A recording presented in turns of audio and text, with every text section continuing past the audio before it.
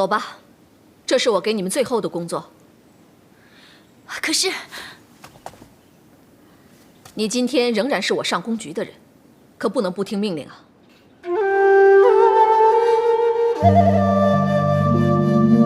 是。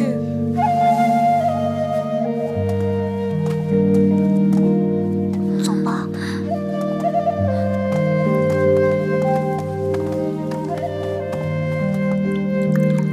小福姐，你快劝劝小凡姐吧。姐姐，你为什么不跟大伙儿一起去上师局呢？我不想看着张少公一个人去承担责任，你跟着他去送死，这也于事无补啊。你放心，姐姐不会有事的。你以为安乐公主她会救你吗？我们是奴婢，主子们才犯不着为我们自找麻烦。我相信安乐公主，她是个明白事理的人。此事因她而起，她不会让驸马胡作非为。我只是担心他们夫妻又起波澜。小凡姐，你现在还有心思担心别人呢，还是先担心我们明天是否能过得了吧？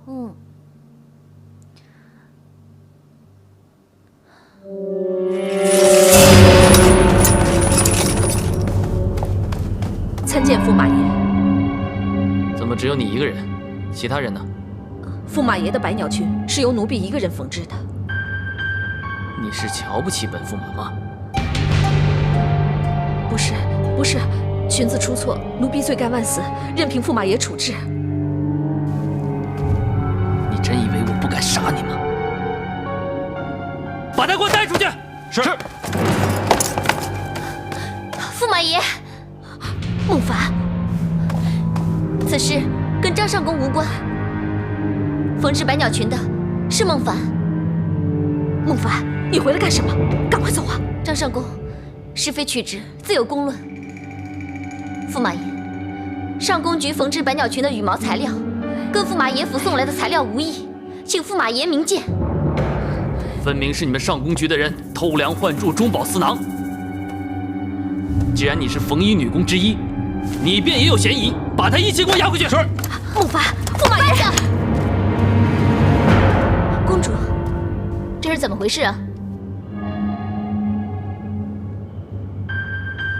这些人以次充好，欺君犯上。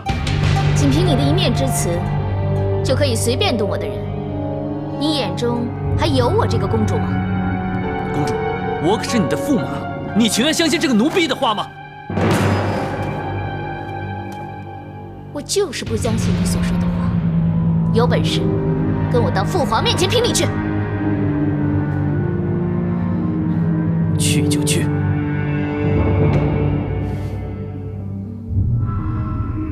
如此说来，你们两个皆有道理。父皇，驸马哪里有什么道理可言？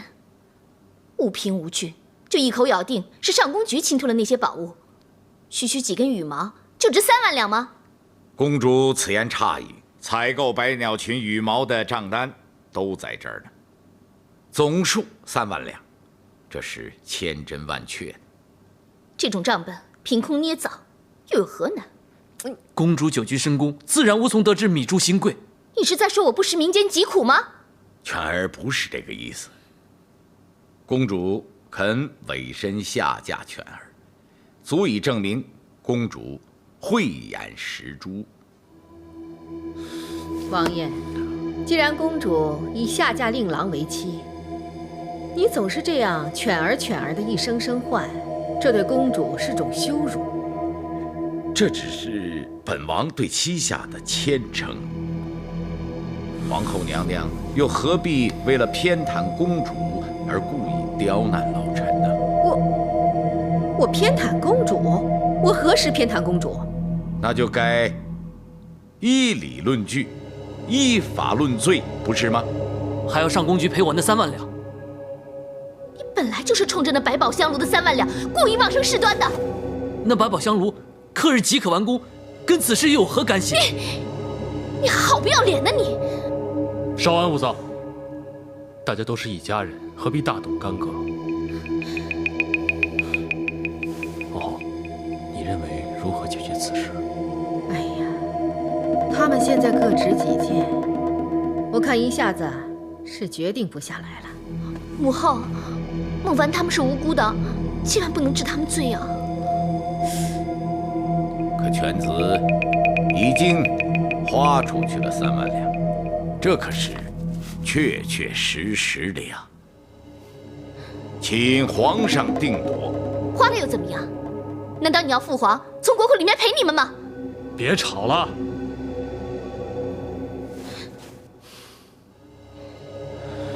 此事容朕再细加思量，明日再请定夺。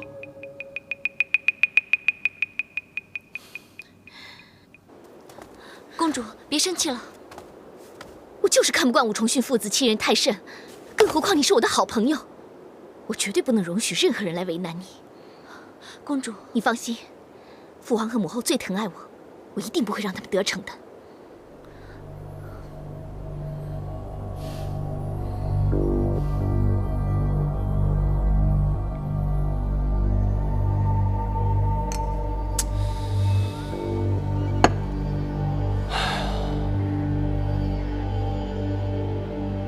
皇上，是不是还在为难呢？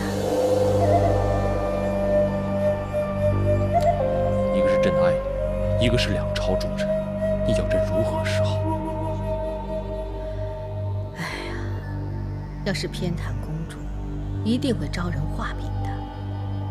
再说武三思父子在朝中又是举足轻重的人物，这件事情要是安顿的不妥当，一定会后患无穷的。可是果儿的性情你也知道，他从小就是寸土不让，滴水必争。这次如果不依他，只怕麻烦将会不断。朕如今是左右两难。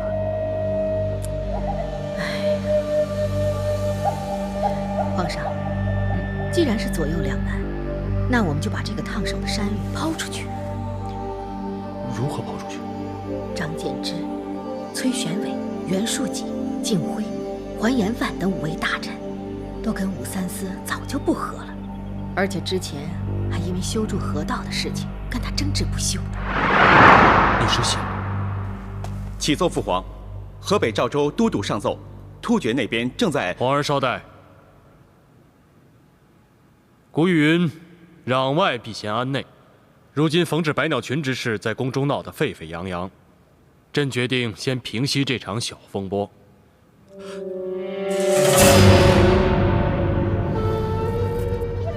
上宫局之内，如真有人偷梁换柱、欺舆犯上，若查证属实，定当严惩不贷。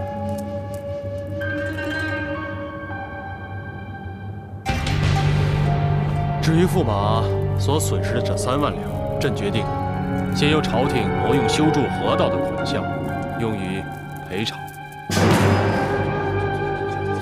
这怎么能？谢主隆恩！万万不可！父皇，黄河泛滥成灾，黎民百姓的性命危在旦夕，修筑河道的公款绝不可减。请皇上三思。太子此言差矣。所谓修桥筑路，非10日半月之功。皇上抽调的只是其中少少的一部分，不会扣减不发，不会耽误工期的。难道梁王要为了一己私利，置黎民百姓的生计于不顾吗？正所谓修身齐家，治国平天下。后宫不安，何以定邦安？皇上此举，那可真是大智大慧啊！敢问梁王，缝制一件女裙，何以用得3万两之数？这些奇禽异鸟的羽毛，那都是从塞外南疆高价采买的，弥足珍贵呀！有账目为证啊！王爷，那可有支款凭据？可有收款证人呢？小儿说的话便是凭据，他本人便是证人。梁王，那就请把百鸟群交出验证，以消众虑。伪冒之物早已销毁，以免玷污了各位的慧眼嘛。那岂不是死无对证啊？如何让朝中上下信服啊？是啊，说的对呀。你们想以下犯上，对皇上的圣裁有所质疑吗？禀皇上，若然有人存心欺骗，才是以下犯上，此罪当诛。赔款一事，还请皇上三思。请皇上三思。你们，众爱卿，稍安勿躁。皇上爱民如子，当然知道修筑河道的重要性。可是，谕旨已下，这赔款的事情呢，又不能就此作罢。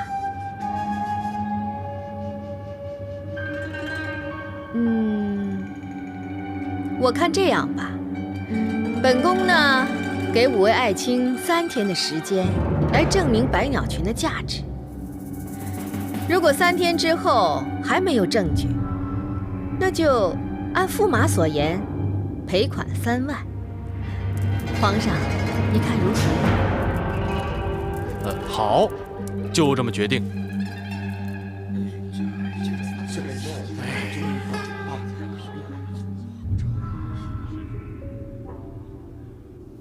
真是岂有此理！百姓正水深火热，怎么可以为了一条裙子削减修河的款项？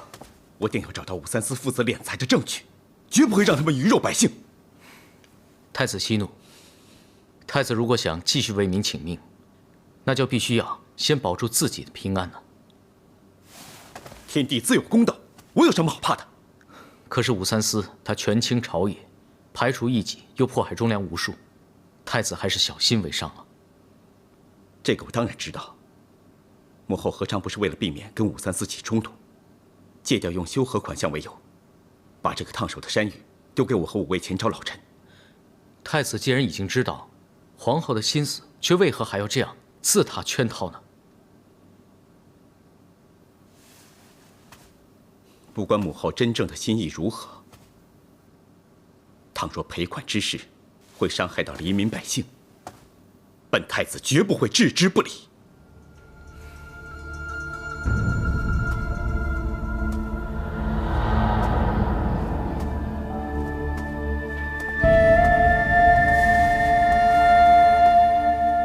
孟凡，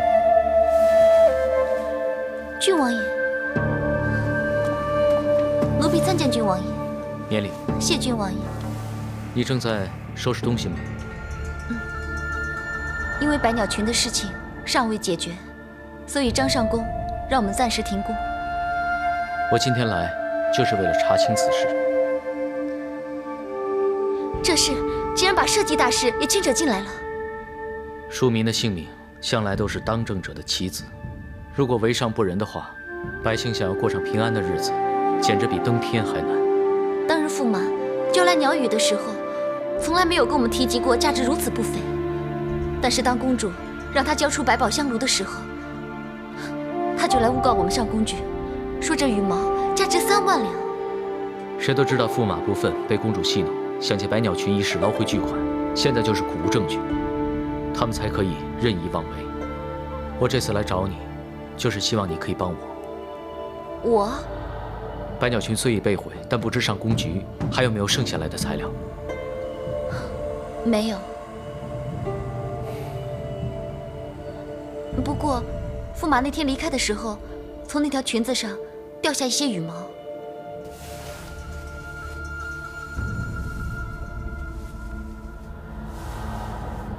只有这一个羽毛。有了这根羽毛，说它是取自哪里都可以。说它是取自哪里的都可以吗？对啊，说它是取自哪里的都可以。不过一根羽毛又太少了，根本就不能证明那是从百鸟群上掉下来的。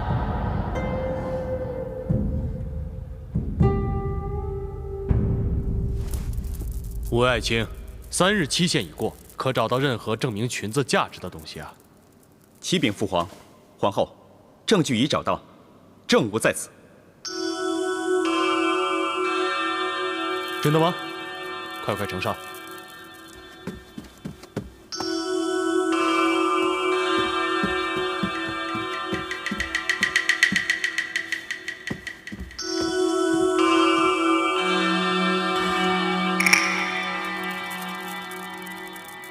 这是什么呀？啊！回皇后，这些就是驸马送到上宫局的鸟语。怎么可能？那些鸟语不都用在百鸟群上了吗？只因安乐公主近日玉带渐宽，百鸟群比原来缝制的要来得细小，因此各项材料均有余备。皇上，安乐公主最近确实消瘦了许多，有许多衣裙都要命人重新制作。即算如此，那也不能证明这些承在堂上的羽毛是驸马送去剩下的。可上宫局制度严谨，每根羽毛都有注记，每日计收。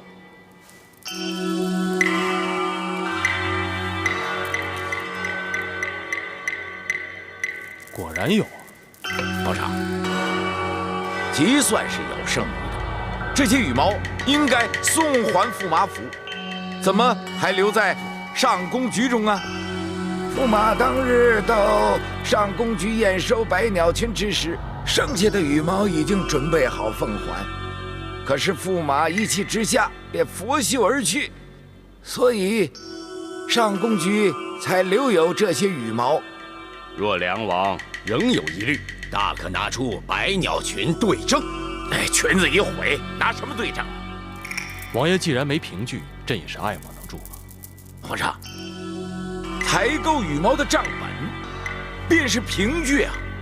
哎呀，该是这驸马经验不足，让那些奸商以猎货骗财。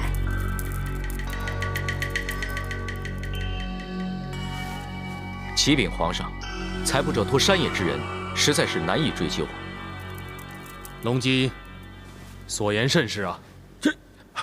皇上，圣言既出，若是诏令西改，那将有损圣威呀。放心，这钱总是要赔的嘛。五位爱卿，你们认为应该赔多少？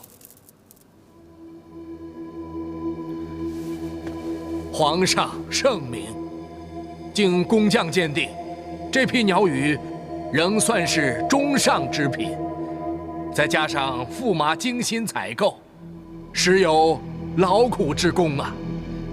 臣认为赔款可达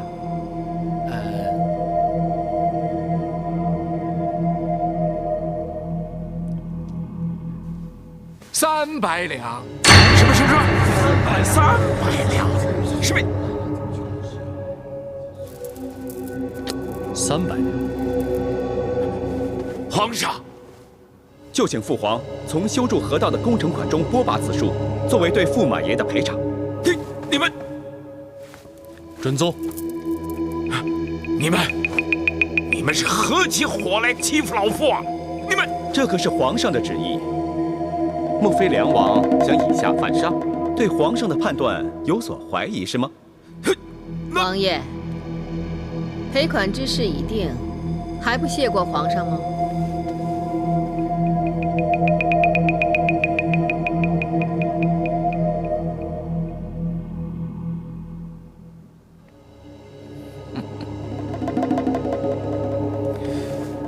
谢皇上。平身。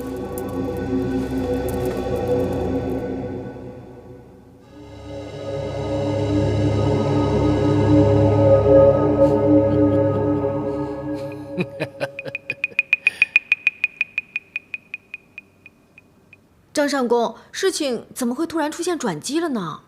我也不知道，好像是太子他们找到什么证据了，证明那条裙子只值300两。那我们还要不要再去上市局啊？你就知道吃。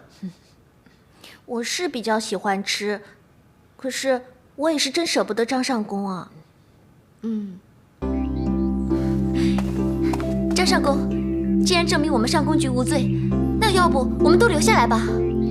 对啊，上宫局是否会被再追究，谁也说不准。更何况，我已经拜托冯上师安排好了一切，你们赶快到上市局去吧。我们真的要离开这里吗？真舍不得。对啊，以后再也不用管你们几个笨丫头了，我才乐得轻松呢。这几个香囊你们留着做纪念吧。是您亲手做的吗？好香啊！谢谢张上公，这是我们几个的小小心意，请您笑纳。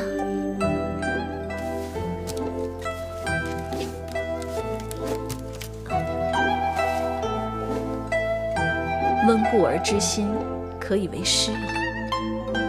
这些日子以来，张上公对我们的谆谆教诲，让我们受益匪浅。您就有如我们的老师一样，奴婢们无以为报，请恕我们一拜。哦，孟凡，别这样，别这样，我也只是尽我的职责而已。不过，我看这绢帕上的绣工，我还是没有把你们带好。把你们调到上10局，真的做得太对了。走吧，时候不早了。张上公，我们一定会记住你的教导的。我知道，我知道你们都是乖孩子，希望你们以后一如既往的乖巧努力，别去了上10局就被赶了回来。我们一定不会丢上公局的脸。张上公，走吧，乖，快走吧。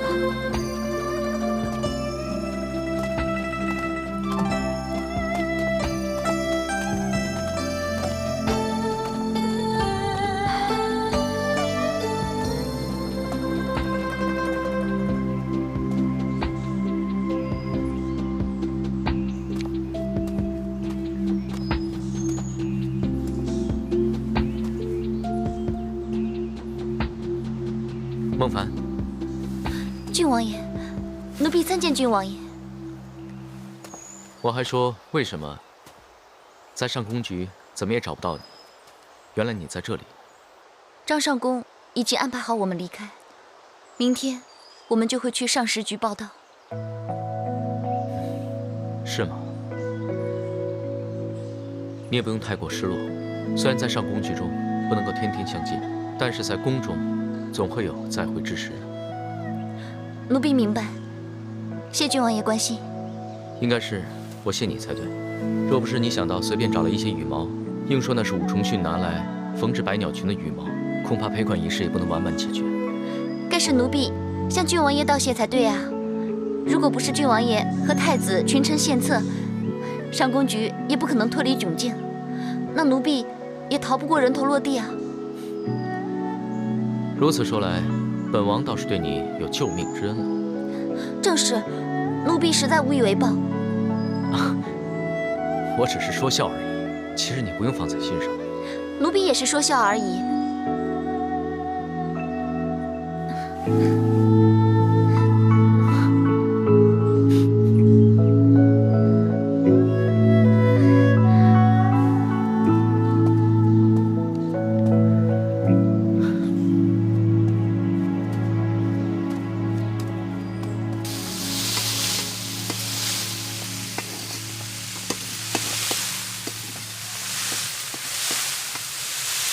今天鸡蛋大小怎么不一样？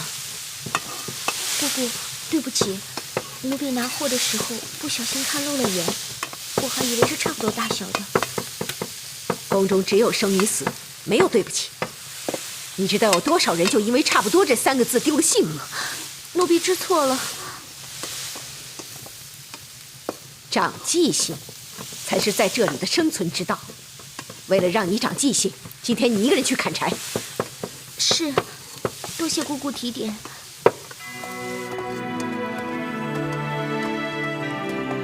我们到了。哇，以后在这里就不愁吃了。哎，你疯了？这里的东西是你吃的吗？小心吃出祸来。哦，我们进去吧。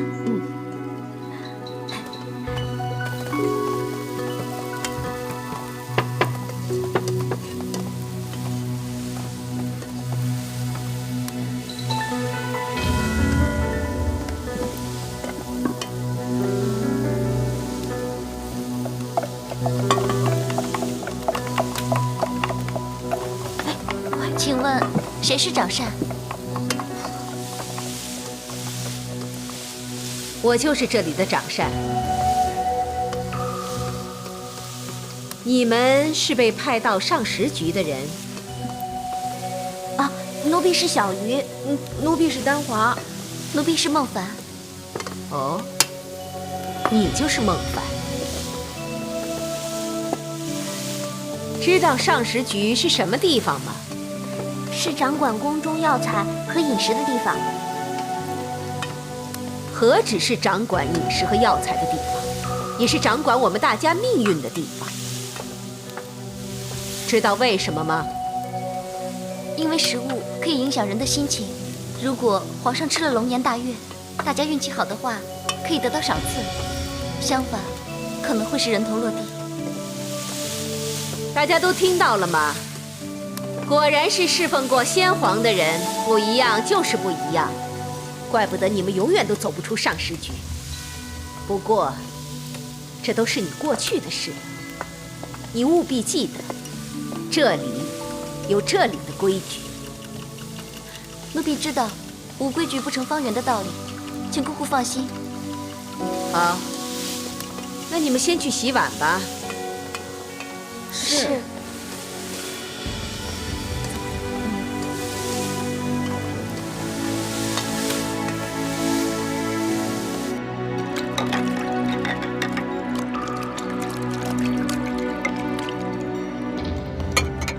还有这些。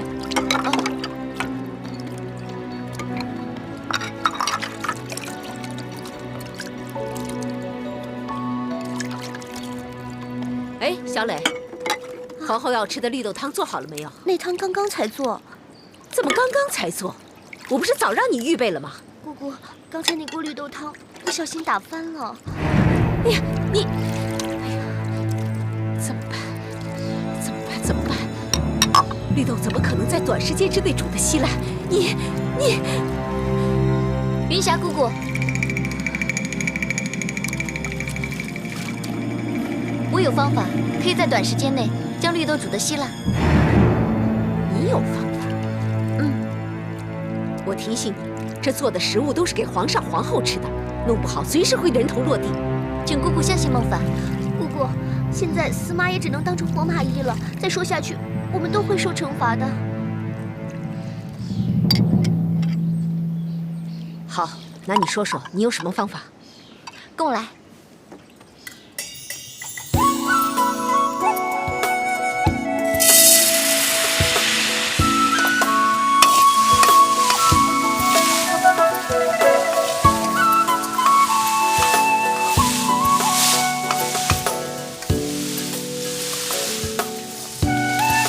首先呢，将绿豆放在铁锅中炒，然后再煮，这样就可以把绿豆煮得稀烂。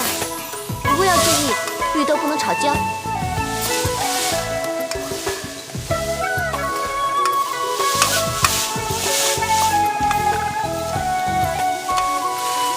好了，好，现在加入水。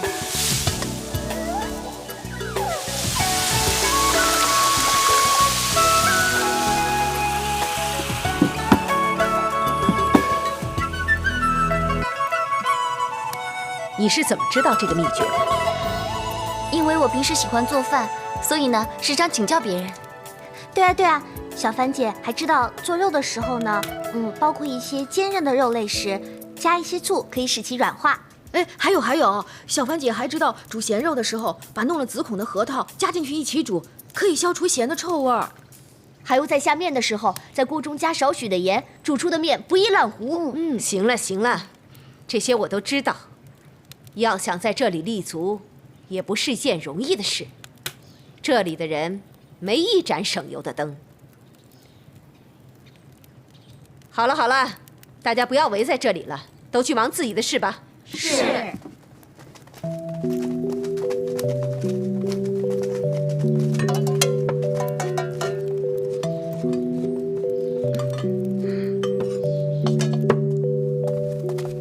你们回来啦？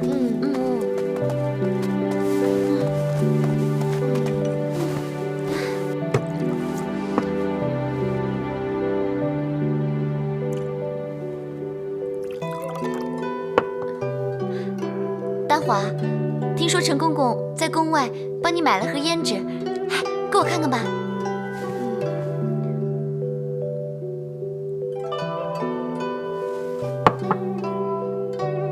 啊，你们个个都怎么了？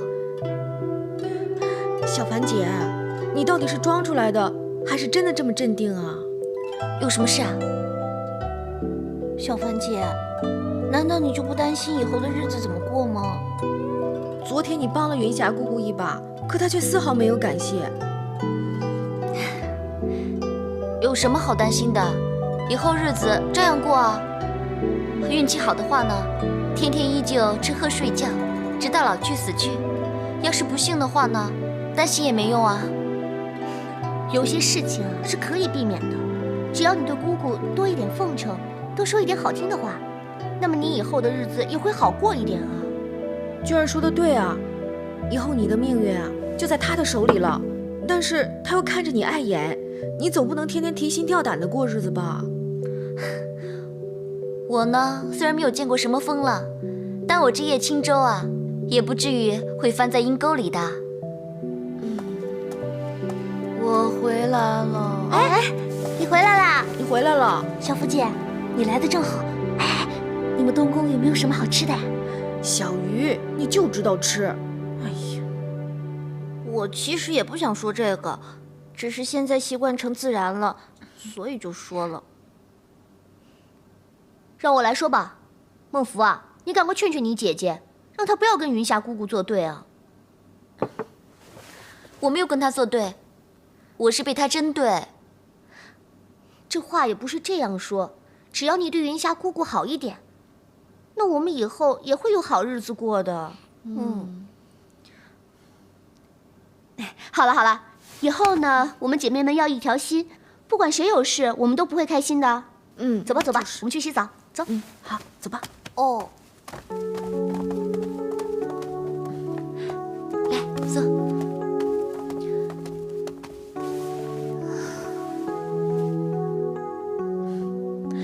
看来是要我为你解开心结才是啊。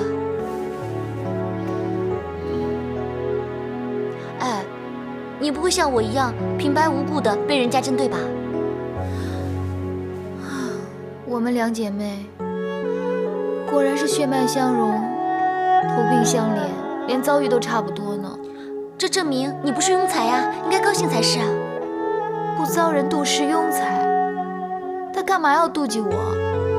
他？谁呀？不会是太子殿下吧？他不止针对我，他还针对整个府里上上下下呢。原来是这样。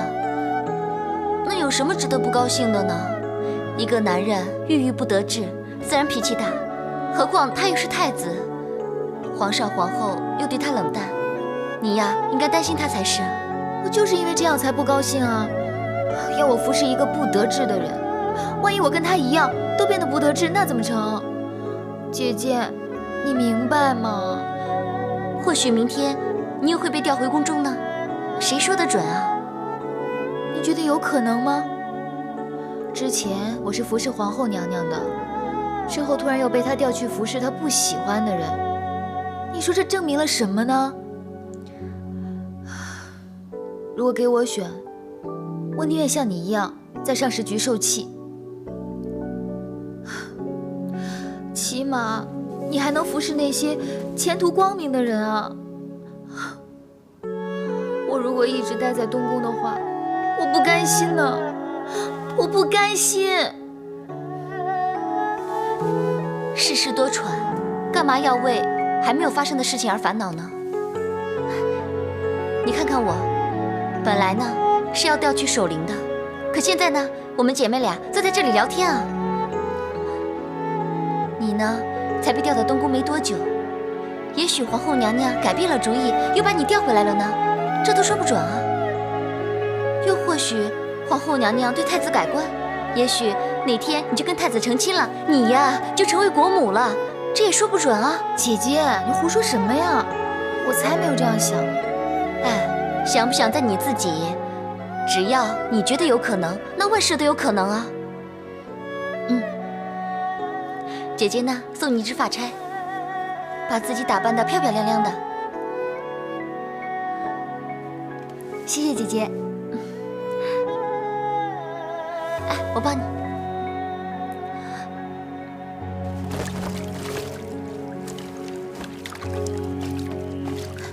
各位姐妹，你们好，有什么需要帮忙的？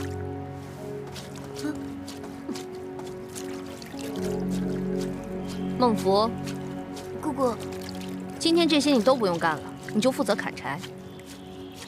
可是这一项是由陈公公。怎么了？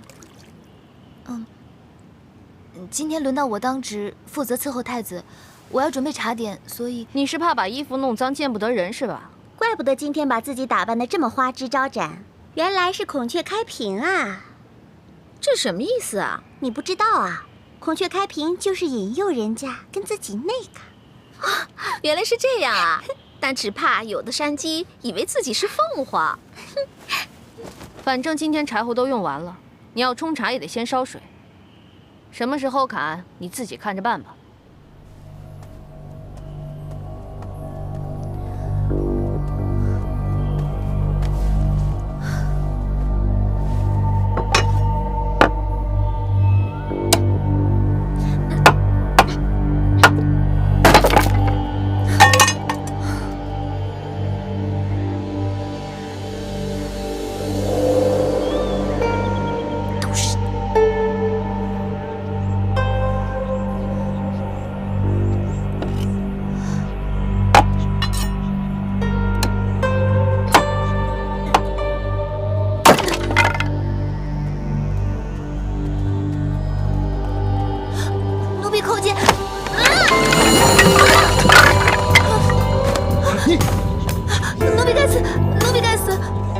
禀太子殿下，临淄郡王求见。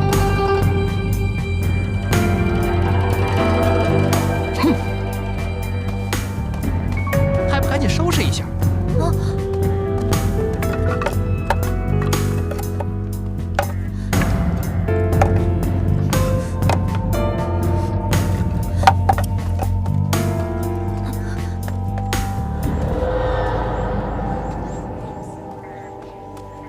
龙基，太子殿下，坐吧。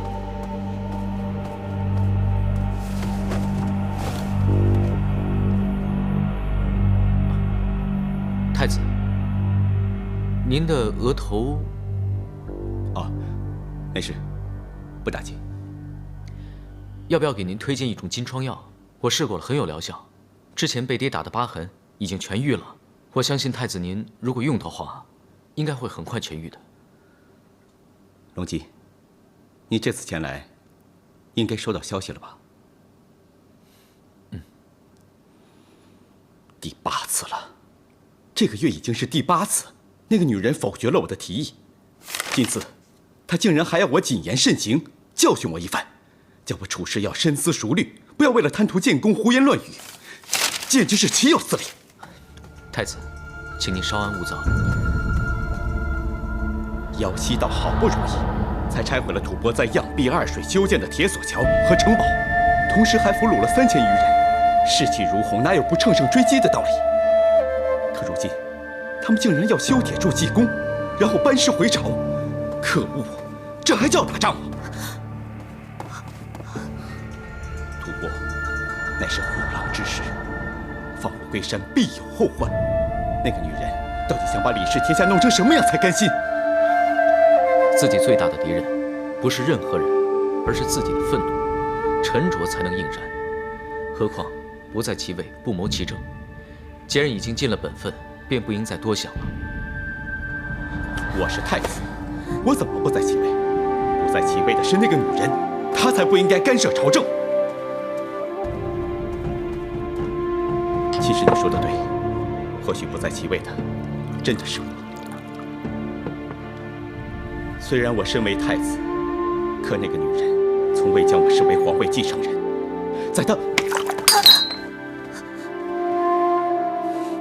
又是你，给我滚！滚！滚！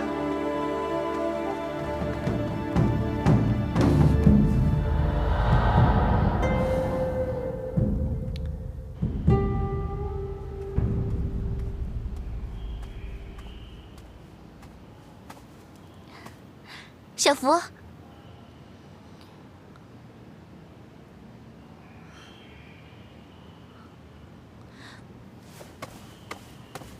小福，发生什么事了吗？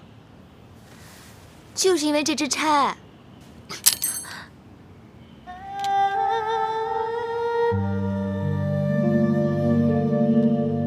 太子又骂你了？他没有骂我，但他叫我滚。你以为我不想滚啊？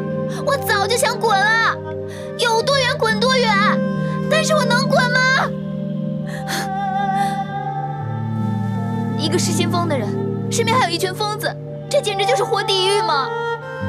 姐姐，再这样下去，我也一定会疯的。怎么会呢？你别吓唬你自己了。为什么不会？主子、仆人都欺负你、整你、害你的时候，你觉得人怎么可能还有自信呢？不会那么夸张吧？那是因为你没有留在那个鬼地方，所以你不知道那里有多可怕。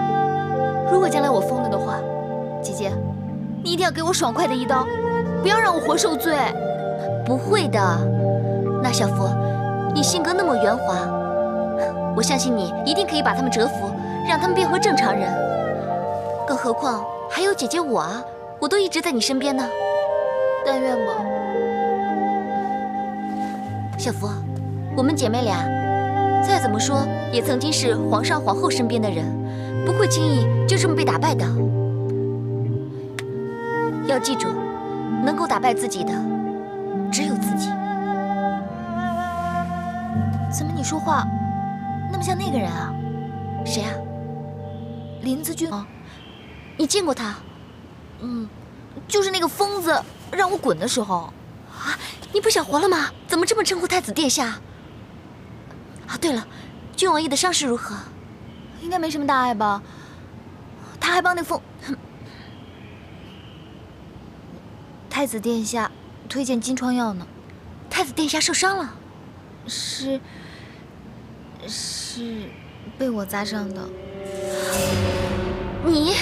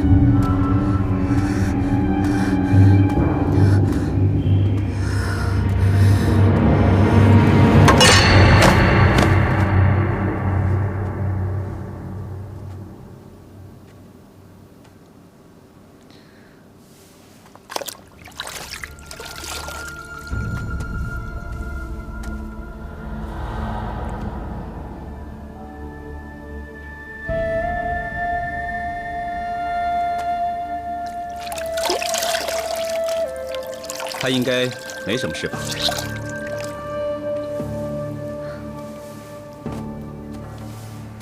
回太子殿下，他没事。多谢太子殿下关心。太医说他得了什么病？请恕奴婢不敢直言。那就是妇女病吧？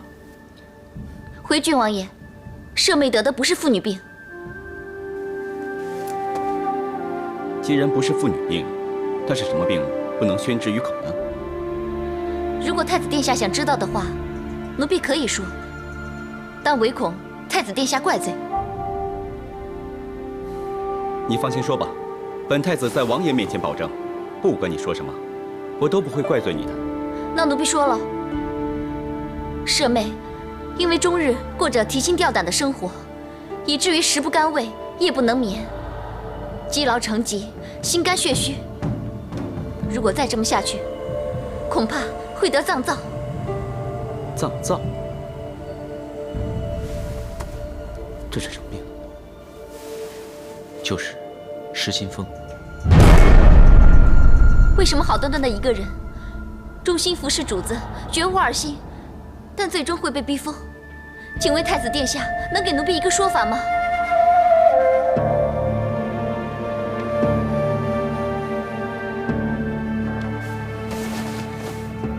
奴婢虽然没读过什么书，但也知道修身齐家、治国平天下的道理。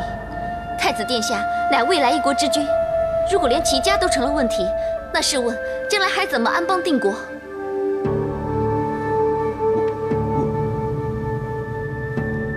孟凡，你别这么说。太子也有太子的难处，很多事情都是外人无法明白的。是啊，我真的不是故意的。这个奴婢不是不信，只是试问，这个世上又有谁没有难处？如果把自己的不快转嫁到别人身上，这又会是什么样的人？奴婢知道太子决意效法历代先帝，做一代明君。所以奴婢斗胆，恳请太子殿下放过舍妹，给宫中的每个人一条生路，不要把他们都给逼疯了。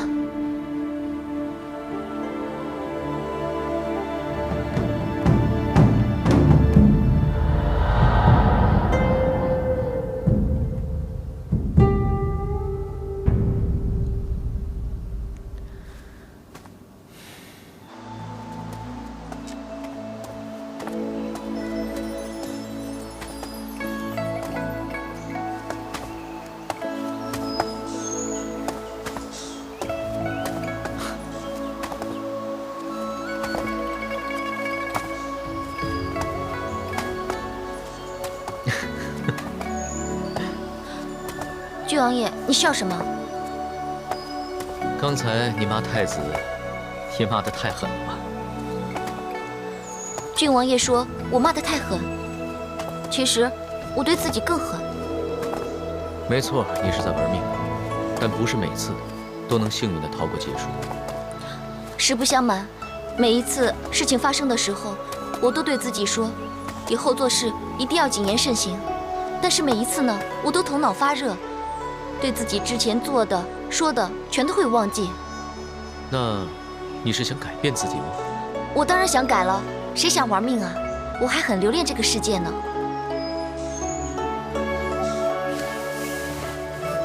这个送你，这是我的独门秘籍。当我头脑发热的时候，就会用这支针让自己冷静下来。万事万灵。怎么，你不要吗？话是这样说，但是改了还是我自己吗？可是你反过来想想，任何时候有选择总比没有选择的好。什么时候用这个针，是由你来决定的。谢郡王爷洪恩。一支绣花针就换来一句洪恩，让人家知道了，还不把我给笑话死？除了绣花针呢，还有上一次郡王爷因为帮我而被绑上殿责打的事情，我还没有来得及报答郡王爷呢。你怎么知道我是为了帮你和安乐公主？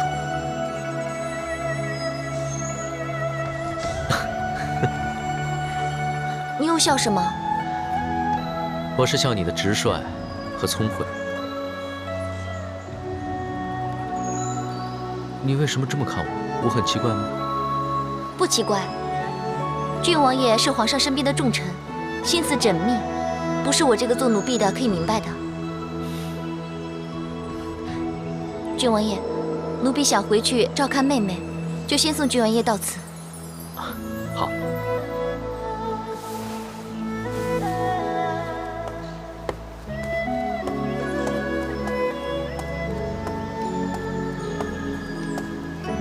哎，叫我啊！那个，别忘了。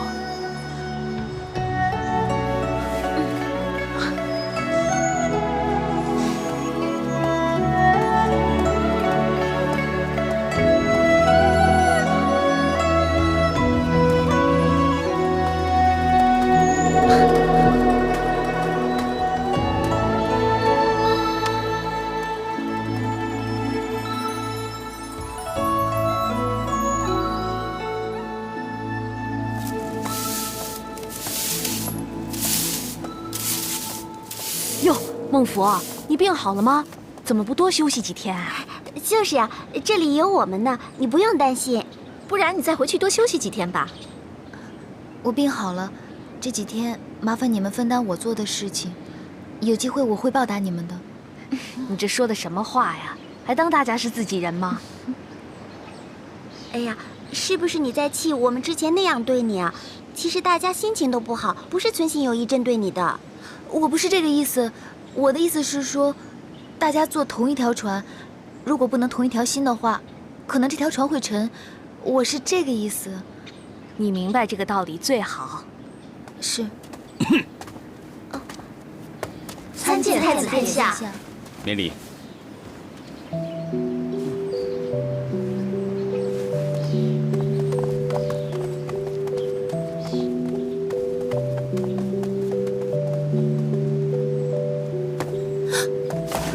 太子殿下，姐姐已经数落过奴婢了，希望您大人不计小人过，原谅奴婢吧。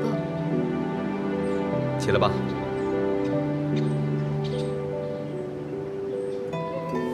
你再不起来，待会儿你又晕倒，你姐姐又要把这个责任怪到我头上了。起来吧。多谢太子殿下。孟风，那天我心情不好，本来想找做错事情的你骂一顿，借此发泄一番。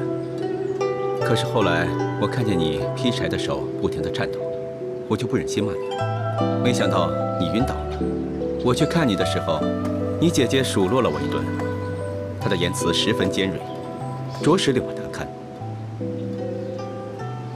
但是后来我回心一想，错的人是我。当年太宗皇帝也是因为能够广言纳谏，方有贞观之治的盛世。我身为他的子孙，又怎能反其道而行呢？等到太子登基的时候，希望太子可以创造一个盛世。你是否觉得奇怪？为何你这次回来，那些宫女们对你是笑颜相迎，而不像往常那般对你百般刁难？原来太子殿下对我们下人的事情是这么的清楚啊！你姐姐还告诉我，修身齐家治国，方能平天下。她的话对我来说是当头棒喝，我怎能不听呢？你们之间的分歧都是因我而起，我已经给了他们赏赐，作为对我尽心侍奉的奖励，而我把这个奖励全都归功于你。为什么？就当做我把你吓昏晕倒的补偿吧。以后你在这儿，应该不会有人再欺负你了。太子殿下言重了，奴婢承受不起此等大恩。好了，没别的事，赶紧去干活吧。是。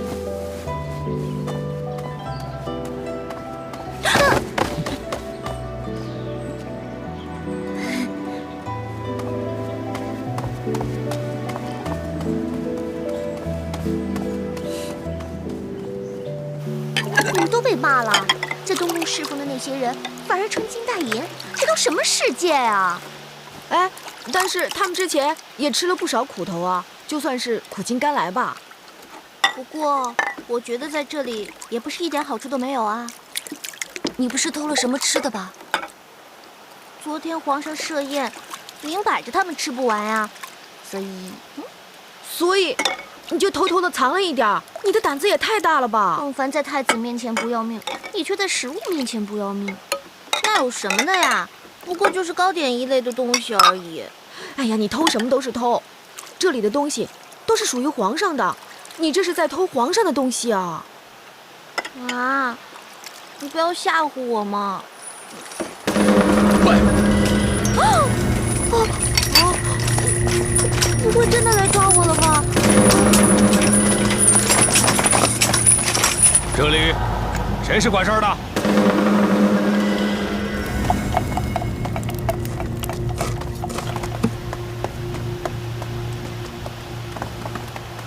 大将军，发生了什么事？昨天有谁接触过皇上宴会上的酒菜？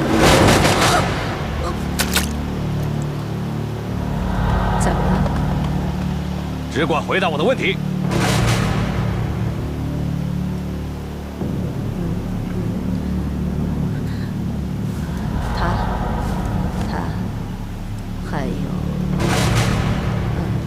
天只负责烧火。哦，他就我们几个。好，点到的现在跟我走。小帆姐，小帆姐，啊，小帆姐，你不要去哦。不会有事的。啊，小帆姐。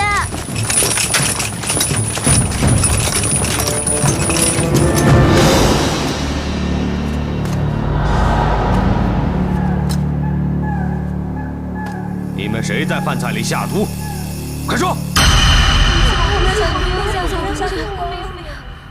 下什么毒？难道昨晚酒宴后有人中毒？梁王武三思大人，昨晚酒宴之后不久，便腹泻不止，怀疑有人在他酒菜里下毒，图谋不轨。腹泻肚痛乃是常事，怎可因这种小病就断定有人下毒？这我管不了。总之，皇上命我缉拿可疑之人，我便得奉旨行事。啊，皇上希望查出真相，也是人之常情。大人也是奉旨行事，定会秉公办理。只要我们问心无愧，又怕什么？哈哈。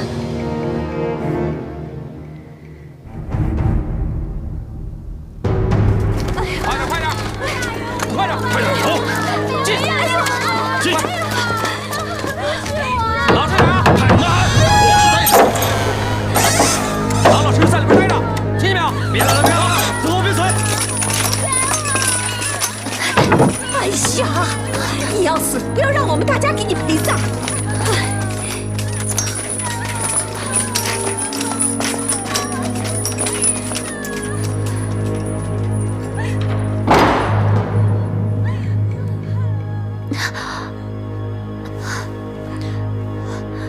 对不起，姑姑。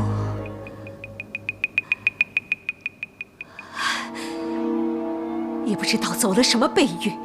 我由12岁入宫到如今，一路风平浪静，无论出现什么风吹雨打，我都不会弄湿一根汗毛。可自从你来了以后，我就心绪不宁，预感有大事发生。姑姑，清者自清，你不要太过于担心啊。清者自清，深宫之中这种道理是不管用的，你不是不知道啊。人们说呢，心情不好的时候，最好啊是吃一顿好的，就会好了。姑姑，你现在最想吃什么？你是在捉弄我还是疯了？这种时候，我没有心情跟你开玩笑。姑姑，我没有开玩笑，我是说认真的。你最想吃什么？哎，不如我给你拿点鸡腿来。来人呐！哎呀，你要放，等我们安全离开之后，你慢慢放，不要连累大家。干什么，孟凡？喊什么？我们还没有吃饭呢。找死吧，大呼小叫的！我们还没有吃饭，都给我们送点鸡腿来。哼，吃鸡腿？我看你是疯了吧！如果你们不给我鸡腿的话，我便撞墙而死。哼，像你这种盼死的人，也不急在一时了。好啊，如果要死的话，我今天也要找你垫背。有人陪我上路，也不用太寂寞。若我真的死了，你能担得起吗？失职之罪，你一定免不了。万一说你杀人灭口的话，怀疑你跟我们是同一党羽，你说后果会如何？你都说我是与鬼为邻的人了，还有什么好怕的？早死一点，还不用受酷刑。哎，你还是乖乖的给我们送点鸡腿来吧。我要盐焗的。你算你狠！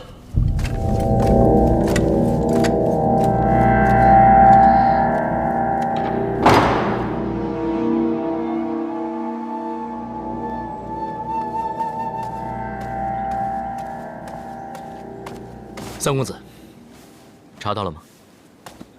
梁王的确腹泻，不过看上去不太严重。果然是不出我的所料，这个老匹夫是不会用自己的性命开玩笑的。他这次腹泻，难道真的是那晚宴会有人存心害他？他不去害人就已经天下太平了，还有谁敢去惹这个老匹夫？这我就不明白了。他这次肚泻，是刻意安排还是意外吃错东西，这并不重要。就算是没有这次意外，他早晚也会刻意制造意外。那他想得到什么结果？他可以趁机测试朝中各人对他的态度，究竟是站在他这一边，还是站在和他对立的那一边。之前发生了那么多事，难道他还分不清是敌是友？人心是最难测的，不知道你曾经有没有过，本来已经对一件事情做下决定，但却不断的改变主意。当然有，不过他不停地衡量个人心思，这是老奸巨猾。而且这是一个快捷的方法，不用逐一打探。此时此刻，谁站在自己这边，便是一目了然的事情。这是不是意味着他这次分清敌友后，就要开始有所行动？这也说不定。今次恐怕最倒霉的，就要数那群上食局的宫女了。对了，当天的食谱拿来了吗？都在这里。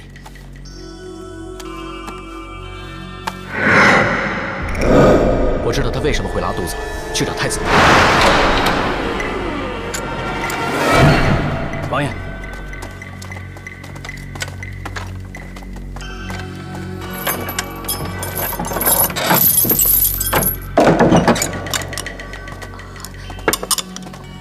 奴婢参见郡王爷。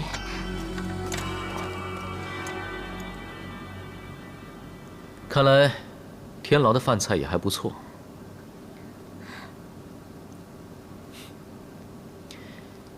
我今天是专门奉太子殿下之命，来问个始末的。我们是清白的，求郡王爷代为转告太子殿下。那天的菜谱是谁做的？是奴婢。那天的菜谱里面，我看到了香蕉和蜂蜜。你不知道香蕉和蜂蜜一起吃会中毒的吗？啊！本来是没有蜂蜜的。是梁王带来的，说是东阳的一位和尚奉献给梁王的，所以梁王希望大家一起品尝。那就是不关我们的事了。那我再问你一个问题：既然当晚大家吃的是同样的东西，为什么只有梁王一个人中毒？这个奴婢知道，因为奴婢给皇上还有皇后娘娘以及各位大臣送上香蕉等水果的时候，其他人都没有吃，只有梁王吃了。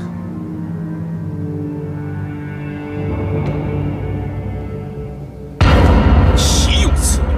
他们竟然说本王自讨苦吃，与人无忧。哼！别息怒，下毒谋害这种事，谅他们也不敢。我是想去做个好人，所以我才给他们带去蜂蜜，没想到换来的却是我拉肚子。只是囚禁了一个老公，你就算交代了？皇后现在是越来越不把我放在眼里了。我们本来想趁此机会把事情闹大，升起足以燎原的星星之火，可没想到火势未猛，就已被扑灭了。爹，不如我们……还不是时候。爹，我们再不展示实力，让他们害怕，恐怕他们就要踩到我们的头上来了。您想想。张柬之他们那5个老匹夫不断要求皇上来对付我们，敬辉更是上表奏请皇上，将我们武氏诸王为公。这5个老匹夫，迟早会收拾他们，我要让他们死无葬身之地。就是，爹，是因为您现在兵权在握，皇上皇后他们有所忌惮，想暂时安抚我们，所以静待时机。他们是要静待时机，就算他们想对我下手，现在也不敢。大家都是投鼠忌器，所以在没有必胜的把握之前，我是不会冒这个险的。那我们就要受如此羞辱，不还以颜色吗？上次是他们给了我机会放火，下次我自己创造机会，我就是要不停地给他们制造火情，看他们是否救得过来。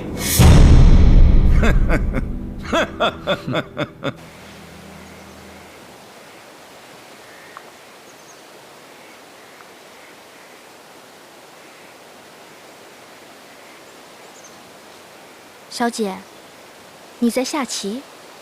嗯。那为什么只有棋盘不放棋子啊？棋子全在我心里。人就一颗心，又要思考取胜良策，还要分析墨迹棋子位置，会不会太累啊？人这一辈子，要说心是最累的了。打出娘胎后，它便不停地跳动，我们才时时刻刻感觉到我们还活在这个世上。要是心不累了，人也完了。说的也是啊。这可是处世之道，人就是因为累了，才可以在人海之中占有一席之地。小姐教训的是，不过小月还是不明白，为什么不放棋子？放置棋子，这不是更容易思考吗？没错，那样的话，我可会产生依赖，就不一定会记得人家走过什么样的棋，出过什么样的招数。一子错，满盘皆输。说得好啊！一子错，满盘皆输，你可要记清楚了。参见皇后娘娘。婉儿啊，看来你的棋艺是渐入佳境了。谢皇后娘娘夸奖。小月，你先下去吧。是。请问皇后娘娘找我有什么事吗？婉儿啊，我确实有事找你。你知不知道梁王的事啊？要说梁王中毒一事，婉儿略有听闻。这次梁王，他把小事化大，除了想展示自己的实力之外，分明是想试探皇上对他的态度。幸好事情很快平息了，要不然这矛头一定会指向我跟皇上。我相信，他是绝对不会善罢甘休的。你说怎么办？婉儿记得，在我小的时候养过一条狗，它本性温顺，是我的好朋友。可是有一天，不知道为什么，它突然性情大变，只要一见到我，便向我犬叫。那是为什么呀？后来我发现，原来是我新养的一条狗常常欺负它。之后，我就把那条狗送给了别人。很奇怪，没多久那条狗性情又变回温顺了。后来我才知道，原来它被欺负，我是始作俑者，所以只要它一见到我，便会对我犬叫。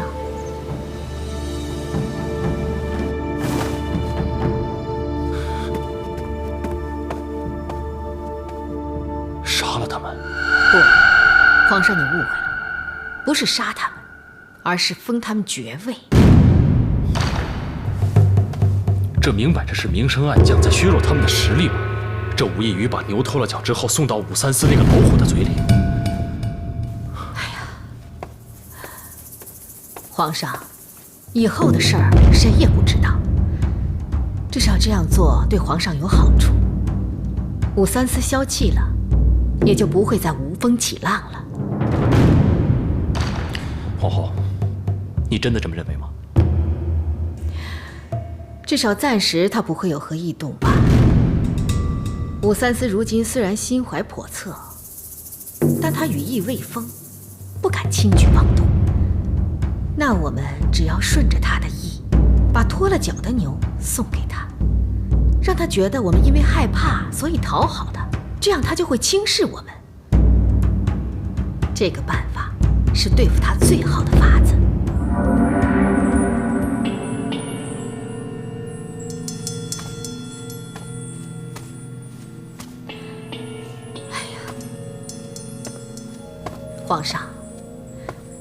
皇上宅心仁厚，天下皆知。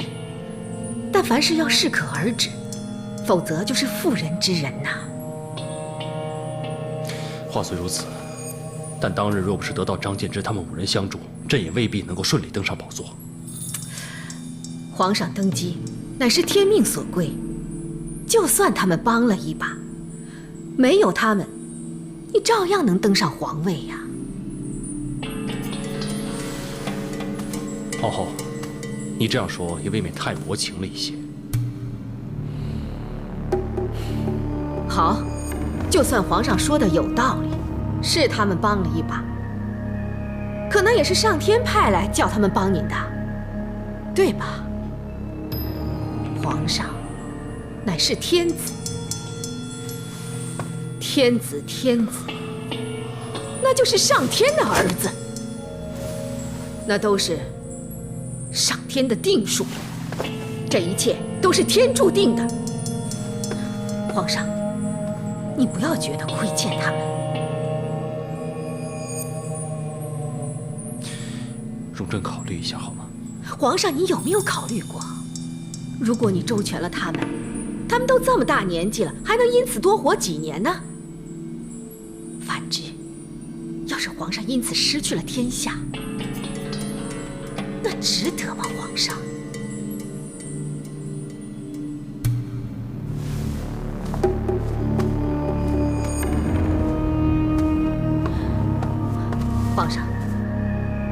皇上，你要是不愿意担负这个名声，那就由臣妾来承担吧。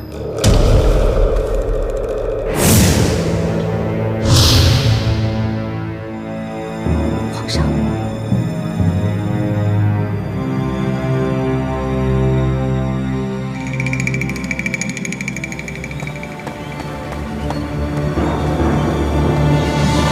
皇后娘娘，这到底是为何？王爷，我朝什么时候废了君臣之礼呀？见过皇后娘娘。这是为何呀，王爷？本王刚刚得知，张柬之、袁术吉等人又得皇上封宠，加官进爵。到头来，你是来这儿质问本宫的？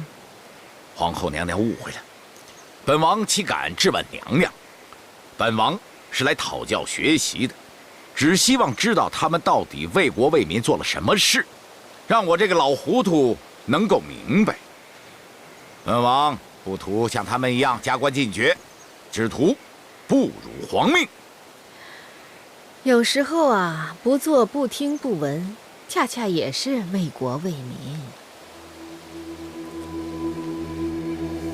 本王愚钝，还望皇后娘娘明示。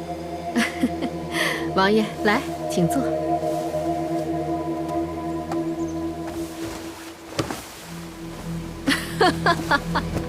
王爷深明大义，怎么连本宫的意思都不理解呢？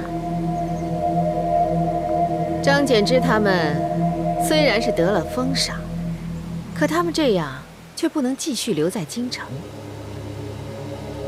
哎呀，这样一来，我跟皇上想听听他们的意见也听不到了，还有点不习惯呢。如若不封赏他们，那他们就会留在京城不走。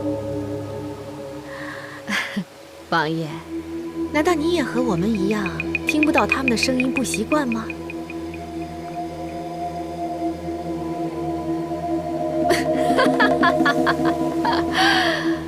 哎呀，话说回来，他们也是时候放下重担了。我看他们弃兵权的时候，都是一脸的轻松。也是啊，你说，现如今天下太平了，还要那么多士兵围在身边干什么呢？有什么意义呀？难道还怕有人会行刺？本王佩服娘娘，本王定当竭尽全力，鞠躬尽瘁，死而后已。王爷如此忠心，真是百官之表率呀！怪不得皇上要赐你免死铁券。我也想不通啊，我也猜不透皇上的意思。他为什么不送你金，不送你银，不送你财宝，要送你免死铁券呢？难道害怕王爷会去刺杀这些公卿大臣？老臣明白了。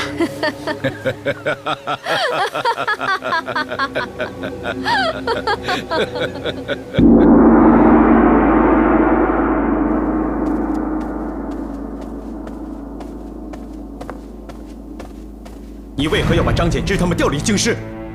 他们不是得到了封赏吗？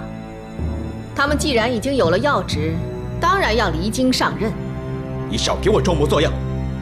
你怎么跟我说话的？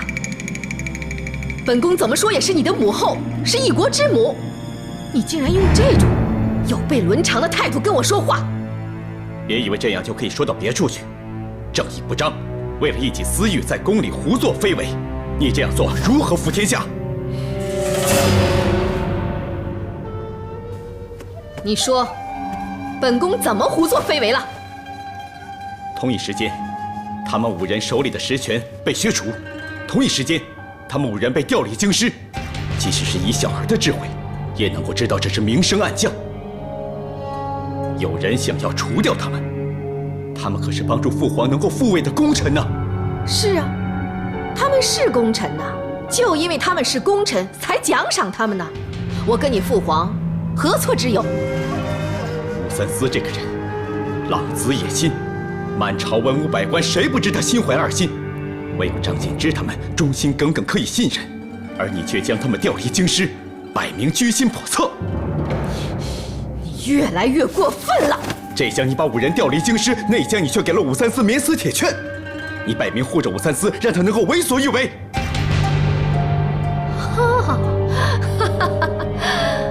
太子的推测，表面上听起来很有道理嘛。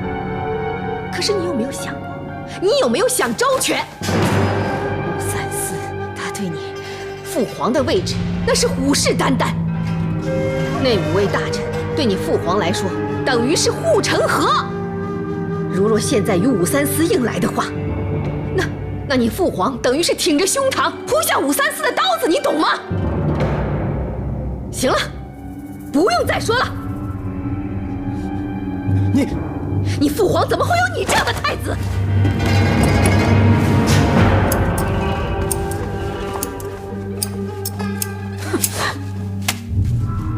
太子殿下，其实原因很简单，张柬之他们5位的确就是保护皇城的护城河。武三思当然希望他们消失，可是如今皇后娘娘最忌惮的未必就是武三思。那会是谁？太平公主。姑姑她一向城府颇为深密，而且她的野心绝不在武三思之下，可手段却比武三思高明。张柬之他们根本就算不上是姑姑的对手，为今之计，也就只好拿武三思来当护城河了。所以母后，她是拉拢武三思，以防姑姑有所不轨。既然已有新的护城河，旧的护城河当然是过河拆桥，置之不理。不行，我这就去揭开他的假面具，看他有什么话好说。太子殿下，你找他理论又能得到什么结果呢？他如果想跟你诡辩的话，纵使你有1000万个理由，也无济于事。就像这样来来去去，伤不了皇后分毫，反而会让人认为太子你认为我什么？只怕人们会认为太子殿下处事未够世故圆滑，只会停留在小孩之间的口舌之争上。你说的没错，他是一个不要脸的泼妇。如果我跟他吵起来，那我跟泼妇不也一样了？可如今父皇全听他的，我能怎么办？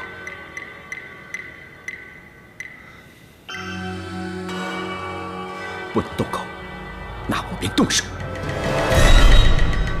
你什么意思？如今那个泼妇根本就是挟天子以令诸侯。倘若我带兵入宫，将他一举诛杀，然后再求父皇对付武三思，我就不信此举不能将他们2人连根拔起。千万不可！我知道这么做有凶险，可要成大事，风险是无法避免的。虽然说天有不测风云，但是太子殿下，你一定要审时度势，有些事情还是可以预测的。请问太子殿下，目前还有多少兵力？我知道我的兵力不足，但倘若我以迅雷不及掩耳之势带兵入宫，一举成功，武三思能奈我何？太子殿下有这个想法，武三思同样也会有，可他为什么没有这么做？哼，他敢！我在皇城内广布眼线，他要敢带兵入宫，我就……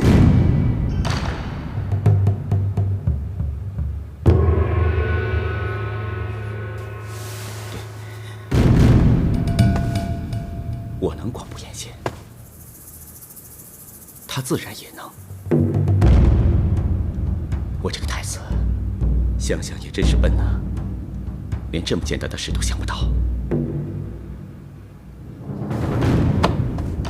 龙吉，幸好有你在我身边，对我时时提点。太子殿下这么说就言重了。殿下之所以这样，是因为日理万机，所以才会挂帆漏衣，怎么会像我这种闲云野鹤之人呢？可我们不能再这样下去，就算今天不动手，明天也得动手，明天不动手，后天也得动手，否则只能坐以待毙。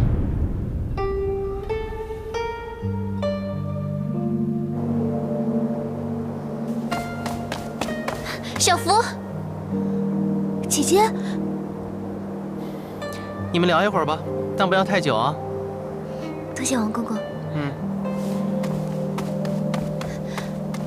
姐姐，你有事找我？只是经过，看你站在殿外，还以为你又被太子责罚呢，所以过来看看。没有，太子虽然喜怒无常的，但是他说话还是算话的。其实呢，他对我们已经比以前好多了。当然了，他是未来的皇帝，金口一开就不能随便改了。对了，那你跟王公公为什么都站在殿外，而不在殿内侍奉他呢？我们原本是在殿内侍奉的，但是因为见到临淄郡王来找太子，太子就跟他说有关皇后娘娘吵架的事情。我想临淄郡王应该是怕太子失言，让我们听到一些不该听到的东西，所以便吩咐我们殿外守候。郡王爷真是个好人，他这样做是想保护你们。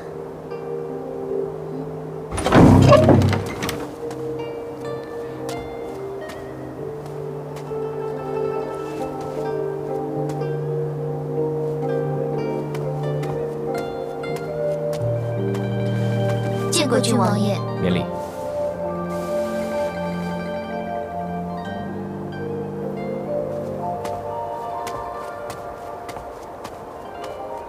孟福，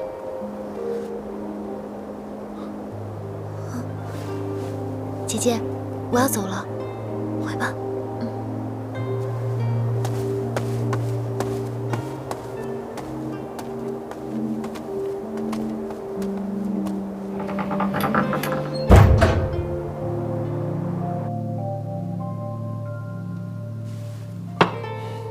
道教。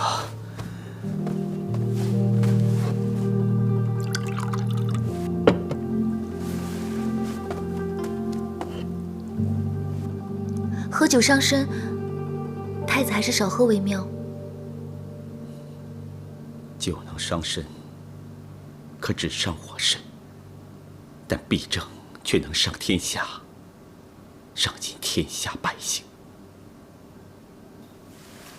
奴婢的爹就是因为弊政含冤而死的。对不起，这不关太子的事。百姓是不会怪太子的，所以太子也不需要太自责了。可恨母后把持朝政，可恨武三思结党营私，但是最可恨的，却是我这个太子只能束手无策。你叫我怎么能不自责？